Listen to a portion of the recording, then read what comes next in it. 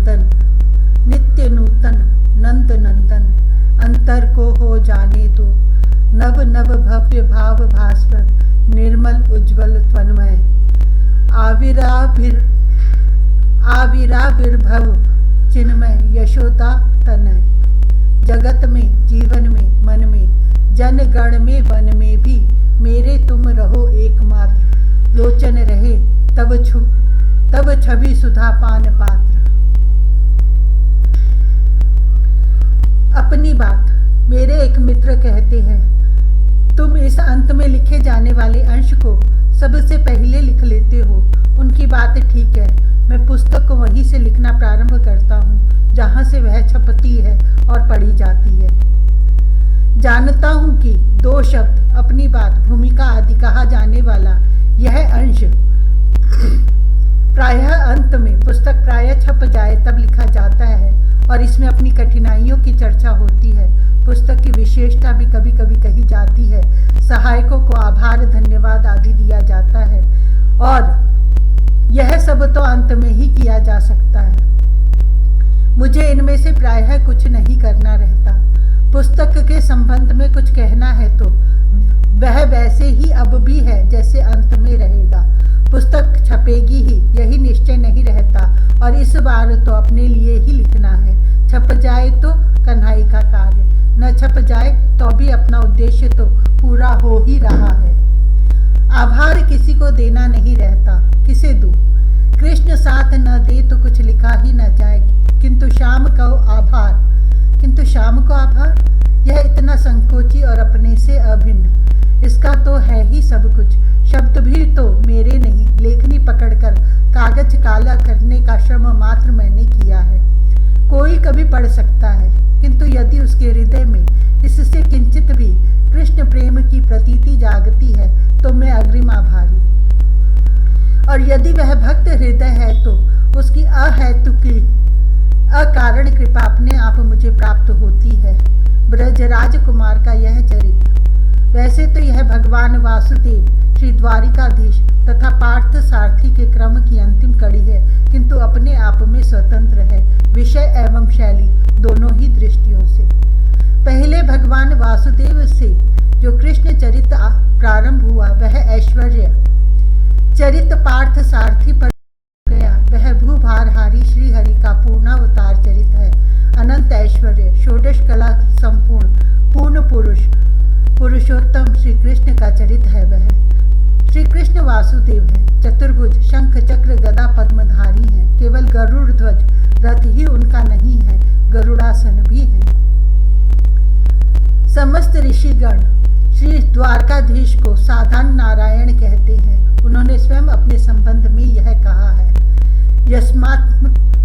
यस्मात्क्षरमतीतो अक्षरमरादपि चोत्तम अतो अस्मि लोके वेदे च प्रथितः पुरुषोत्तमः।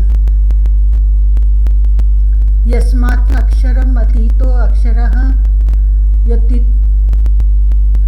अहमक्षरादपि चोत्तम अतो अस्मि लोके वेदे च प्रथितः पुरुषोत्तमः। यस्मात्क्षरमतीतो अहम अक्षराद्यपि चोत्तम अतो अस्मि लोके वेदे च प्रथितः पुरुषोत्तमः। अहम सर्वस्व प्रभवो मत्तः सर्वं प्रवर्तते। सर्वेश्वरेश्वर श्री कृष्ण अनंत ऐश्वर्य और उसे प्रकट करने में उन्हें कोई संकोच नहीं है। इससे सर्वथा भिन्न स्थिति है ब्रज की और श्री ब्रजराज कुमार की। ब्रज में इन्होंने किसी असुर को मारने के लिए लाठी तक तो उठाई नहीं।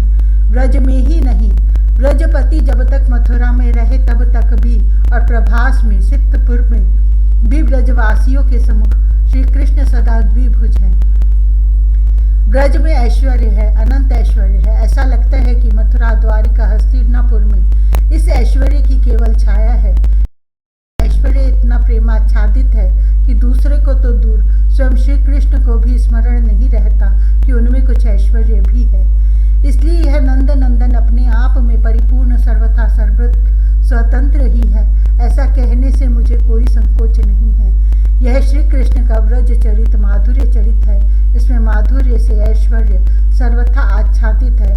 ऐसा आच्छादित कि सामने दिखता हुआ भी उस पर दृष्टि नहीं जाती। इसमें श्री ब्रजेंद्र नंदन अपना है, सर्वथा अपना और अतिशय सुकुमार, अत्यंत भोला, परम भावमय है। केवल तब ही अंतर विपत्ति की व्याकुलता में अथवा सही वियोग की वहनी में विक्षिप्त हो उठे ऐश्वर्य स्मरण आता है, किंतु बहुत क्षण स्थायी होता है ऐश्वर्य की स्मृति। जैसे व्रज के लोगों के मानस में ऐश्वर्य बहुत डरते डरते, बहुत संकोच पूर्वक कभी आता है और वहां प्रेम के देवता को प्रतिष्ठित देखते ही भाग खड़ा होता है, वैसे भी भावुक भक्तों का भाव है कि श्री ब्रजेश तनय तो ब्रजभूमि त्याग कर कहीं एक पग भी नहीं जाते। ब्रज में जो ऐश्वर्य यदा कदा प्रकट भी हुआ वह उनका नहीं है, उनमें आविष्ट श्री वासुदेव का है वह, और वे वासुदेव ही फिर मथुरा, द्वारिका, इंद्रप्रस्थ, कुरुक्षेत्र, हस्तिनापुर आदि की लीलाएं करते हैं। भूभार हरण उनका ही कार्य है। श्री यशोदा कुमार तो भक्त हृदय धन है, वे केवल प्रेम परिपूत प्राणों को सनाथ करने के लिए कभी कदाचित अपनी नित्य चिन्मय लीला का आविर्भाव करते हैं। भजते तादृशी क्रीड़ा यह श्रुत्वा तत्परो भवेत्। यह व्रज चरित श्रवण स्मरण चिंतन के लिए है, यह न अनुकरणीय है, न उपदेश है और न कहीं आदर्श की स्थापना। यह तो मानस में आवे तो वह प्राणी माया के मोहजाल से विमुक्त हो जाए, यह ध्येय ये चिंतनीय है। इसलिए इस खंड को पृथक ही रखना मुझे अच्छा लगा और अंत में भी रखना, क्योंकि धर्म योग ज्ञान का परिपाक परम फल है नंद नंदन का अनुराग। ऐश्वर्य के चिंतन से पवित्र हृदय में इस लीला का आविर्भाव संभव है। ब्रज युवराज सदा शाश्वत होकर भी नित्य नूतन है, अतः इनका चरित्र भी नित्य नवीन है। यह इतना प्रिय है सिद्ध तपोधन महामुनिंद्रों को कि इसका गान इन अलक्ष्य नित्य काय लोगों में कभी विरमित नहीं हुआ करता। आप इसे मेरा श्रवण कहें, शैली कहें, कल्पना कहें, चिंतन कहें। मुझे पता है कि इनमें से कुछ मेरे पास नहीं है, पता नहीं क्यों। कन्हई का मेरे साथ प्रारंभ से पक्षपात है और इसलिए जहाँ यह नटखट नंदलाल मुझे सदा संभालता रहा है, सहारा देता रहा है, वहीं कुछ लिखवाता भी रहा है। मैं इसके शब्दों को केवल कागज पर उतारता रहा हूँ और अब यह जो इसके चरित्र को वाक्य में व्यक्त करने की साध है उसे यह सफल करेगा ही। यह स्वयं या इसके अपने नित्य जन मानस में कब क्या कहेंगे यह तो अभी मुझे भी पता नहीं है, किंतु मेरे मौन में मुखरित उनकी वाणी का ही यह अवतरण है। मुझे कुछ कहना है तो केवल अपनी इस कन्हई से ही कि तुम जब अंतर में आओ और अपने चारों चरित्रों को उद्भासित करो, जीवन में ज्योति बनो, मन में ही नहीं त्रिगों के सम्मुख भी पधारो और अपने स्नेह सलिल से सिंचित करो तन मन प्राण। ब्रज राजकुमार अपने सहज भोलेपन से कहो ओ हाँ। अब यदि सौभाग्य से इसके पाठक भी हैं तो आप श्याम से तादात्म्य मानकर ओम कहें या मेरी प्रार्थना में स्वत्व समझकर इसे दोहरावे। दोनों में आप स्वाधीन। सुदर्शन सिंह, हरिद्वार, पुरुषोत्तम मासी, कृष्ण द्वादशी, संवत 1931 विक्रम। प्रस्तावना।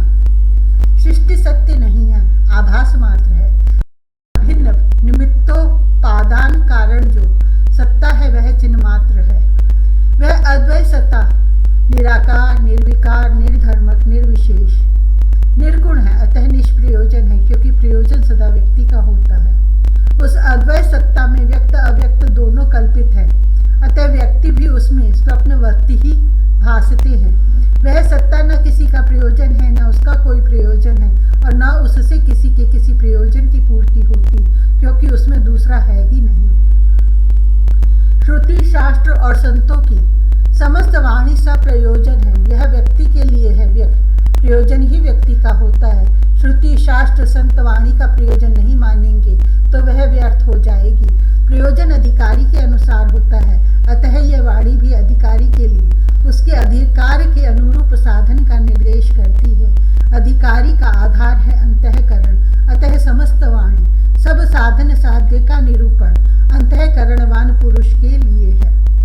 सामान्य चेतन अथवा ब्रह्म तो अंतःकरण भी है और उसका प्रकाशक भी, मन बुद्धि का भी विषय ही नहीं है। वह है प्रतिपादन श्रुति शास्त्र में है वह भी सप्रयोजन है और वह प्रतिपादन निषेध मुख से ही है।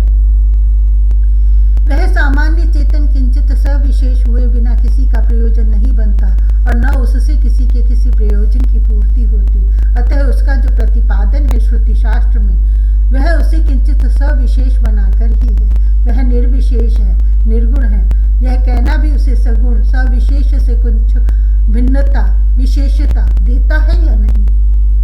प्रयोजन अंतःकरणवान पुरुष का है और वह प्रयोजन है अंतःकरण से सदा के लिए पिंड छुड़ा लेना, क्योंकि समस्त आध्यात्मिक साधनों का उद्देश्य दुख की आत्यंतिक निवृत्ति तथा शाश्वत सुख की प्राप्ति ही है और यह प्रयोजन अंतःकरण संयुक्त रहते पूरा हो नहीं सकता।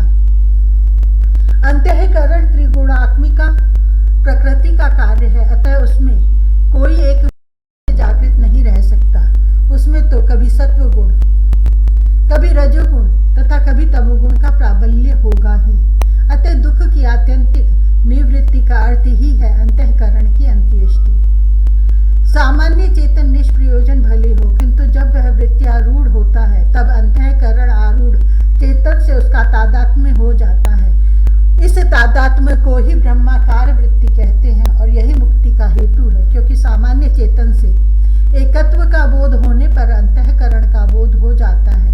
तब आकाश की नीलिमा के समान उसकी प्रतीति भले बनी रहे, किंतु उसमें व्यवहार संभव नहीं है।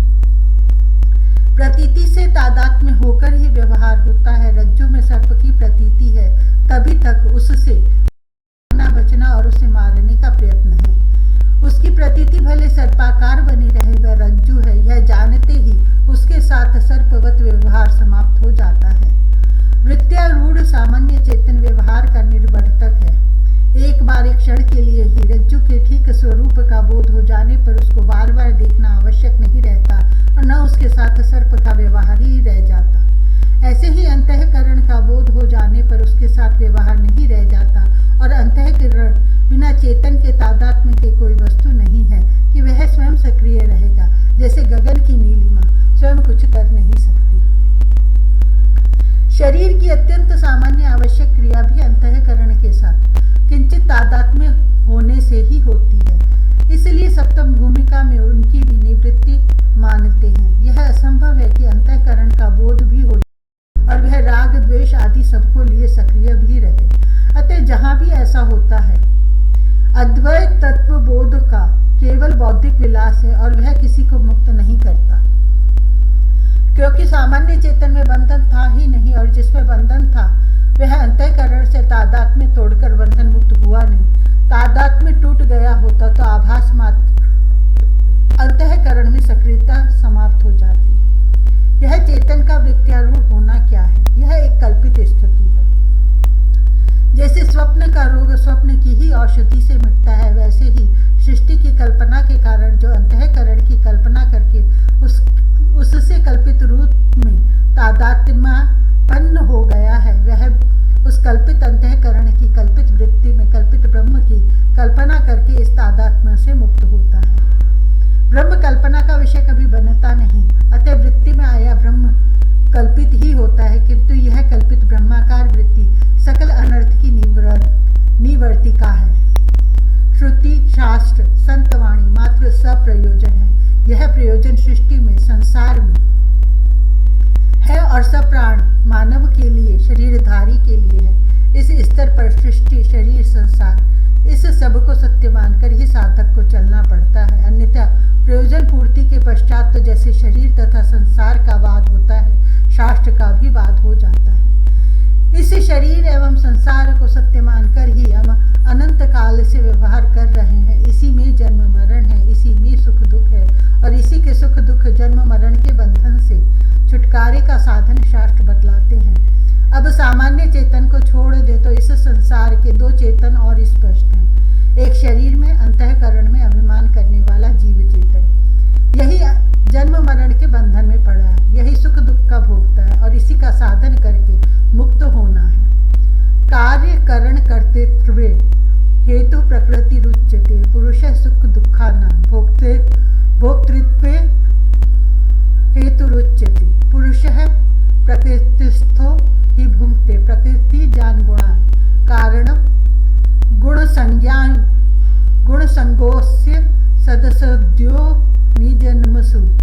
उपद्रष्टानुमंता च भर्ता भोक्ता महेश्वर परमात्मेति चाप्युक्तो देह अस्मिन् पुरुषः परः। इस सृष्टि का संचालक एक चेतन है, वह सृष्टि में व्यापक रहता भी इससे परे है और इस शरीर में अंतःकरण में ही वह अंतर्यामी रूप से स्थित है। वह महेश्वर उपद्रष्टा है, अनुमंता है, वस्तुतः वही भर्ता और भोक्ता भी है। वह अंतर्यामी अंतःकरण में होकर भी केवल उपद्रष्टा है। वह अंतःकरण का मुख्य दृष्टा नहीं है और अंतःकरण में तादात्म्यापन्न होकर कर्ता भी नहीं बना है। कर्ता तो है प्रकृति। अंतःकरण और बहिकरण इंद्रिय दोनों प्रकृति के कार्य हैं। अतः इंद्रियों से या मन से जो कुछ होता है सब कार्य प्रकृति के गुणों से ही होता है। प्रकृति क्रियमाणानि गुणैः कर्माणि सर्वशः अहंकार विमूढ़ात्मा कर्ता हमिति मन्यते। वस्तुतः जीव किसी कर्म का कर्ता नहीं है, किंतु अहंकार से मूर्छित प्राय होकर प्रकृति के गुणों से हुए कार्यों को वह अपने में आरोपित करके अपने को कर्ता मान लेता है। यह मान लेने के कारण ही कर्म के शुभ अशुभ फल का वह भोक्ता बन जाता है। जो महेश्वर है, प्रकृति का संचालक है, वही वास्तविक भोक्ता है, लेकिन वह इस शरीर अभिमानी जीव का भरता है। इसका भरण पोषण वही करता है। अतः जब अज्ञानी जीव अपने को कर्ता मान लेता है तब वह इसकी मान्यता का अनुमोदन कर देता है। वह अनुमंता बना रहता है। इदम शरीरम कौन्तेय क्षेत्रमित्यभिधीयते एतद्यो वेत्ति तं प्राहु क्षेत्रज्ञ इति तद्विद क्षेत्रज्ञं चापि मां विद्धि सर्वक्षेत्रेषु भारत। यह शरीर क्षेत्र है, इसमें पाप पुण्य की खेती होती है और उससे सुख दुख उत्पन्न होते हैं। इस शरीर को जो अपना जानता है वह क्षेत्रज्ञ है, किंतु वास्तविक क्षेत्रज्ञ प्रति शरीर भिन्न जीव नहीं है। वह सब क्षेत्रों में एक ही है। द्वाविमो पुरुषो लोके शरक्षाक्षर एव च शरैः सर्वाणि भूतानि कूटस्थो अक्षर उच्यते उत्तमः पुरुषन्त्वन्य परमात्मेत्युदाहृतः यो लोकत्रयमाविश्य बिभर्त्य अव्ययः ईश्वरः। इस संसार में दृश्य प्रपंच में दो क्षर विनाशी, यह सब प्राणी पदार्थ है।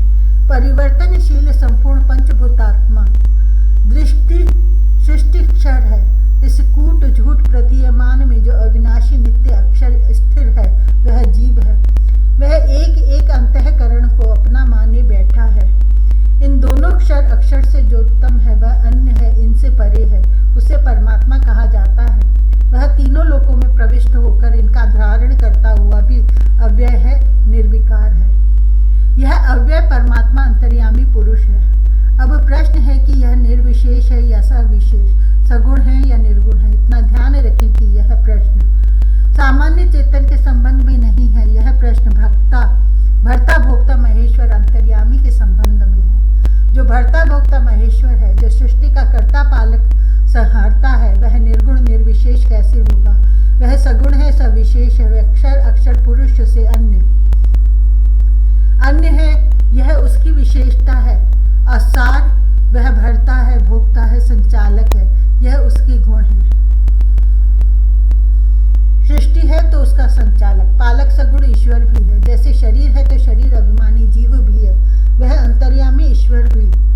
उपद्रष्टानुमंता तटस्थ ही है। अंतरात्मा की प्रेरणा आपको होती भी हो तो वह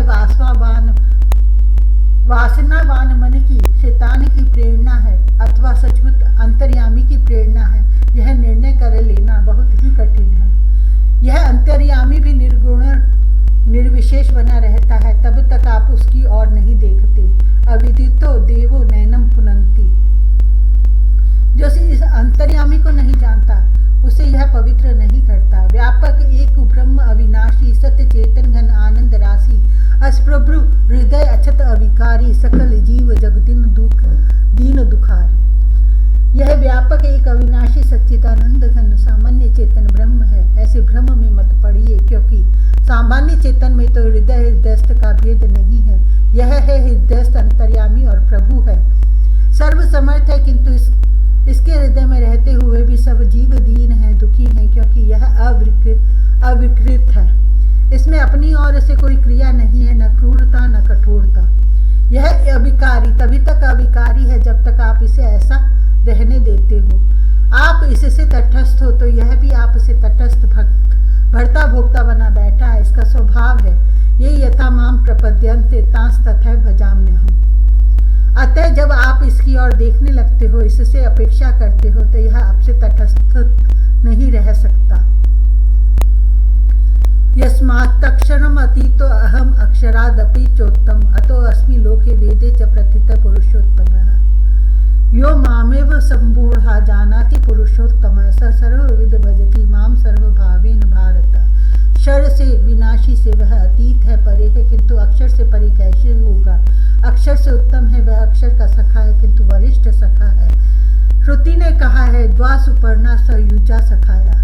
जो इस पुरुषोत्तम को जान लेता है वह असम्मूढ़ है, अहंकार विमूढ़ात्मा वह नहीं रहा, अतः कर्ता अहम भी वह नहीं मानता, वही सर्वविद है। अब वह सर्वभाव से उस पुरुषोत्तम का ही भजन करता है। सर्वभाव से भजन यह धर्म की विशेषता है। जब अहम कर्ता नहीं रहा तो मन है इंद्रियों की सब क्रियाओं का कर्ता कौन। ईश्वर है सर्वभूतानां हृदय अर्जुन तिष्ठति भ्राम्यन् सर्वभूतानि यंत्रारूढ़ानि मायया। सब भाव उसी अंतर्यामी के, सब भावों का वह संचालक और भोक्ता तो वह महेश्वर है। अतः यत् करोषि यद् यज्जुहासि ददासि यत् तपस्यसि कौन्तेय तत्कुरुष्व मदर्पणम्। जो कुछ इंद्रियों से मन बुद्धि से करते हो, जो भोगते हो, जो यज्ञ करते हो, त्याग करते हो, जो जानबूझकर कष्ट सहते हो, सब उसी सर्व संचालक पुरुषोत्तम को समर्पित कर दो। यह करो, यह मत करो, यह शुभ, यह अशुभ, इस प्रकार का उपदेश धर्मशास्त्र करता है और इसमें केवल मनुष्य का अधिकार है, लेकिन भागवत धर्म में प्राणी मात्र का अधिकार है और इसमें कर्ण का निर्णय नहीं है, कर्म मात्र का निवेदन है। यत् कृतं यत् करिष्यामि तत्सर्वं न मया कृतं त्वया कृतं त्वं फलभुक् त्वमेव मधुसूदन। यह जो अंतर्यामी पुरुषोत्तम है, सर्व संचालक, सर्वलोक महेश्वर, यह सर्व समर्थ, निखिल दिव्य गुणैक धाम, अनंत करुणा वरुणालय, सविशेष सगुण। इसके संकल्प से सृष्टि कोटि कोटि ब्रह्मांड मूर्त होते हैं और अपने संकल्प से यह साकार नहीं हो सकता। ऐसा सोचना कितनी समझदारी होगी। यद्यद्विधिया तु उरुगाय विभावयन्ति तद्वपु प्रणय से सदनुग्रहाय। जिस भाव को आप समर्पित करते हो उसको वह स्वीकार करके आपके लिए वैसा ही बन जाता है। यह तो बना हुआ कल्पित रूप हुआ।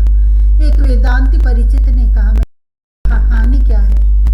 कल्पित ब्रह्माकार वृत्ति बनने पर जो कुछ होता है, कल्पित सगुण साकार में भी, कल्पित सगुण साकार के भी अंतःकरण में आने पर वही हो सकता है। कम से कम इतना तो आपको स्वीकार करना ही चाहिए। जैसे शरीर पृथ्वी जल अग्नि वायु और आकाश से बना है तो इन पर ही आश्रित है, इनसे ही पोषण पाता है, इनमें से एक को भी छोड़कर शरीर नहीं रह सकता। ऐसे ही अंतःकरण में स्थित जीव ईश्वर का अंश है या नहीं, तब ईश्वराश्रित रहे बिना और कोई उपाय है उसके लिए। उसकी कोई स्वतंत्र शक्ति सामर्थ्य है। यह स्वतंत्र शक्ति सामर्थ्य मानकर ही अपने तो वह कर्मास्मृति निबद्धते की अवस्था को प्राप्त हुआ। अतः साधन चाहे कोई भी हो, सब में ही ईश्वर की अनुकंपा अनिवार्य रूप से अपेक्षित मानी गई है। सब में चरम स्थिति को साधन साध्य नहीं माना जाता। यह साधक मात्र पर, भले उनका साधन कुछ भी हो, अनुकंपा करने वाला जो अंतर्यामी पुरुषोत्तम है, वही प्राणों का प्राण, आत्मा की आत्मा अवतीर्ण होता है, इस धरा पर अपने को अभिव्यक्त करता है। वह जो अंतःकरण में आ सकता है, वह बाहर भी साकार होने में समर्थ है। और अंतःकरण में जो उसकी श्री मूर्ति आती है, सदा मनः कल्पित ही तो होगी, जिसने भी देखा हो। शास्त्र के उस वर्णन के आधार पर हम कल्पना ही तो करेंगे, किंतु कृष्ण की यह कल्पना सामान्य नहीं होती। कृष्ण कभी किसी रूप में साधारण नहीं होते। सकृद यदंग प्रतिमांत राहिता मनोमयी भागवती सुखदेव जी कहते हैं केवल एक बार कृष्ण की मन कल्पित मूर्ति भी अंतर में आ जाए तो वह भागवती गति दे देती है। सच्चिदानंद कल्पना में आकर कल्पित माया के अनादि विस्तार को सदा के लिए समाप्त कर देता है। यह तो श्रुति शास्त्र प्रतिपादित शाश्वत सत्य है। सगुण सर्वेश्वर अनंत करुणा वरुणालय प्रमेक मूर्ति प्रेम परवश अपने को आविर्भूत करता है। वह आता तो है अपने वास्तविक रूप में ही, किंतु हमारे लिए वह अग्राह्य है। अतः हम अपनी कल्पना के पात्र में उस अनंत रस सिंधु को पात्र के अनुसार भरते हैं। यह हमारी विवशता है। श्री कृष्ण का स्मरण चिंतन तथा उनकी लीला के वर्णन में शास्त्र की महर्षियों की मेरी भी यह विवशता ही है कि वे सच्चिदानंद घन न मन के विषय बनते न वाणी के, उनमें मन वाणी का प्रवेश नहीं है। कृष्ण मेन वेहि स्वात्मान अखिलात्मन नाम जगद्विताय सो अप्यत्र देहि वाद भाति मायया। यह जो आपका विकारी सच्चिदानंद अंतर्यामी है, वह साकार होकर सामने आ जाए तो कैसा लगेगा, कैसा होगा, यह बुद्धि सोच नहीं सकती। हमारी आप सबकी एक विशेषता है, बहुत बड़ी विवशता कि हम जैसे देखते सूंघते छूते रस लेते सोचते हैं, इससे भिन्न कुछ भी हो तो हमारे लिए समझना असंभव हो जाएगा। जैसे आपने देखा होगा दीपावली पर बनी चीनी की मूर्तियां, इनमें श्री कृष्ण मूर्ति भी होती है, हो तो सकती ही है। अब उस मूर्ति में वंशी पटुका केश नेत्र आदि सब में समान मिठास है या अधिक कम। यदि वह मूर्ति कदाचित हंसने बोलने चलने लगे तो क्लेश कर्म विपाकाशायी परामृष्ट है, पुरुष विशेष है, ईश्वर है। योग दर्शन के इस सूत्र के अनुसार ईश्वर में न अविद्या अस्मिता राग द्वेष अभिनिवेश ये पंच क्लेश है, न कर्म फल उसे स्पर्श करते न उसके अंतःकरण होता। श्री कृष्ण का संपूर्ण शिव विग्रह, उनके वस्त्र माला आभरण वंशी आदि सब विशुद्ध सच्चिदानंद घन है, अर्थात वैसी ही सच्चिदानंद घनीभूत होकर यह मूर्ति बनी है जैसे चीनी से बनी मूर्ति हो। श्री कृष्ण के शिव विग्रह में स्थूल सूक्ष्म कारण शरीर नहीं है, पंचभूतात्मक न होने से स्थूल शरीर नहीं है, अंतःकरण आशय न होने से सूक्ष्म शरीर नहीं है, अविद्या रूप कारण शरीर भी नहीं है। यह शिव विग्रह केवल चिद्घन है। यह तो ठीक, किंतु जहाँ मन बुद्धि नहीं है वहाँ श्री कृष्ण कैसे सोचते हैं, कैसे किसी के प्रेम का अनुभव करते हैं, कैसे वे भावना करते और भावना समझते हैं, वे कैसे सोते या जागते हैं। उनमें जब इंद्रियां नहीं है, चीनी की मूर्ति के समान वे चिद्घन है, तो उनके नेत्रों से देखने या नासिका से सूंघने का भी क्या अर्थ। उनके नेत्रों में या मन में जितनी चेतना है उतनी ही उनके पद नख में, केशों में, वस्त्र में, वंशी में भी है। वे सब कहीं से देखते, सुनते, छूते, सूंघते, सोचते हैं। यह सत्य है, परम सत्य, किंतु समझ में आवेगा। इसे मानकर चलने पर ध्यान में आवेंगे ब्रजराज कुमारियां, उनके चरित्र की चर्चा भी की जा सकेगी। अतः हमारी ही भाषा में शास्त्र बोलते हैं क्योंकि हमको समझाने के लिए बोलते हैं। देश काल जिसमें कल्पित है वह सगुण तत्व भी साकार होता है, तो अपने में देश काल तथा देहेंद्रियों की हमारे समान प्रतीति कराकर हमारे समान लीला करता है। वह हमारे समान होकर हमारे मध्य आविर्भूत होता है। यह विशद विवेचन बुद्धिमानों के लिए रहने देकर हमारा उद्देश्य, हमारा प्रयोजन सरलता से संबद्ध हो सकता है, क्योंकि सगुण साकार शिव ब्रजराज कुमार बुद्धिर्गम्य नहीं है, हृदयगम्य है। अतः श्रद्धा सहित मन लगाकर हम प्रयत्न करें कि इसकी परम मधुर सुधा स्तोत्र स्मृति मंजू लीला